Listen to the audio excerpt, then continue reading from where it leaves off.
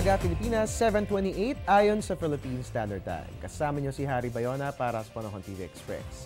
Good news mga kababayan dahil for today magandang panahon ang mararanasan sa buong bansa. Ayon nga po sa Pag-asa, kagaya nga po ng ating nakikita sa ating MTSat imagery, wala pong anumang bagyo o weather disturbance na namamataan sa loob o labas man ng Philippine Area of Responsibility. At ayon nga po kay Pag-asa weather forecaster Alvin Pura, asang magpapatuloy po ito for the next 2 to 3 days. Sa ngayon nga po, ang weather system lamang na nakakaapekto sa ating bansa ay ang easterlies o yan nga po yung mga hangin na galing sa silangan. At mga kabayan, gaya nga po ng inyong nakikita, galing po yan sa Pacific Ocean at mainit nga po yung environment doon. So pagdating po sa atin ng hangin, mainit na panahon ang dala nito. At yan nga po yung particular na mararanasan dyan po yan sa eastern sections ng Visayas at ganoon din sa eastern sections ng Mindanao. At dahil nga po mainit ito, may kaakibat din po ito ng mga kaulapan na dala. So asahan po natin ang maulap at maulang panahon dyan po yan sa Leyte, ganoon din sa Central Visayas at sa Mindanao. So paghandaan po natin yung mga pag-ulan na mararanasan natin dyan habang dito po sa atin sa Metro Manila at sa natitirang bahagi ng ating bansa. Asahan po natin na magiging maganda naman ang panahon natin ngayong araw na ito. At para sa mga nagtatanong kung ngayon nga ba'y pumasok na tayo sa panahon ng tag-init, ang sagot po ay hindi pa po. Ayon kay Pag-asa weather forecaster Alvin Pura, asahan pong bukas magkakaroon ulit ng surge ng northeast monsoon. Dito po yan na sa may bandang hilagang bahagi ng ating bansa.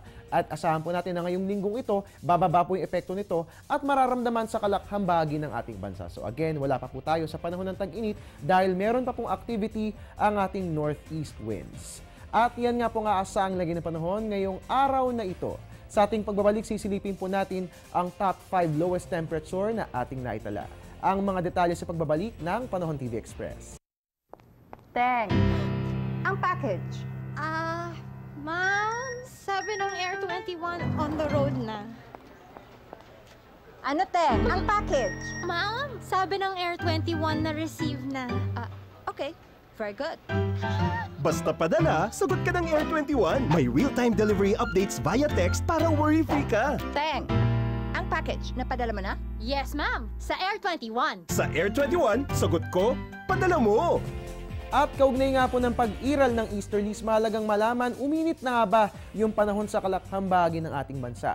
Silipin nga po natin ang top 5 lowest temperature na ating naitala kahapon. Nangunguna po sa listahan ang Baguio City. Kung mapapansin po ninyo, medyo uminit na po yan kumpara sa nararamdaman nating temperatura dyan po sa Baguio nitong panahon ng northeast monsoon. Meron po tayong 14.5 degrees Celsius. Pangalawa sa pinakamababa, ang Lawag City, 19.8 degrees Celsius. Pangatlo po ang Vigan City, 20.5 degrees Celsius. Basco, Batanes, 21 degrees Celsius. At dito po sa atin sa Metro Manila, sa Pag-asa Science Garden, meron po tayong 21.7 degrees Celsius. Kung inyo mapapansin, yung ating mga minimum temperature ay umakyat na po yung kanyang bilang. So ayon nga po sa Pag-asa, ito nga po dahil sa pag-iral ng easterlies. Pero dahil po sa mga susunod na araw, iiral muli ang northeast monsoon sa ating bansa, asahan po natin na bahagyang bababa ulit ang mga temperatura na ating maitatala. At yan nga po ang top 5 lowest temperature na ating naitala kahapon.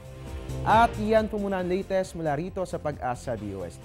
Mga kababayan, I'd like to make a special shout out para kay Tita na na-meet ko kahapon sa event, partikular sa kasal ni Jonis and Cheryl. Tita, I'm sorry, nawawala po yung paper, pero I would just like to say na na-appreciate ko po ng sobra yung paglapit niyo sa akin at yung tipong sinabi niyo sa akin na nanonood po kayo ng aming programa. Maraming salamat po, Tita. Binigay ko po yung calling card ko sa inyo, so i-text nyo na lang po ako para po yung pangalan ninyo makuha ko po. Tita, thank you very much and happy viewing. At iyan po muna ang latest mula rito sa Pag-asa DOST. At your service po yung weatherman, Harry Bayona. Magandang umaga.